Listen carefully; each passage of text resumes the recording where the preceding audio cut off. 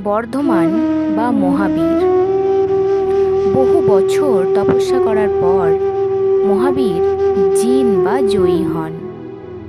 তাই তার প্রচারিত ধর্মমতকে জৈন ধর্ম বলা হয়। জৈনদের ধারণা, মহাবীরের আগে আরও 23 জন মানুষ এই ধর্ম প্রচার করেছিলেন। মহাবীরের মতে সব কিছুরই প্রাণ আছে।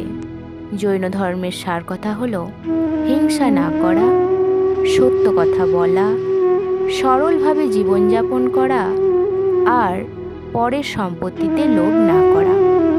মহাবীরের মতে কোনো মানুষ এগুলিকে মেনে চললে শান্তি ও মুক্তি পেতে পারে। অঙ্গ উপাঙ্গ প্রভৃতি গ্রন্থে মহাবীরের উপদেশ লেখা আছে। ভারতবর্ষের বহু মানুষ আজও জৈন ধর্ম মেনে চলেন।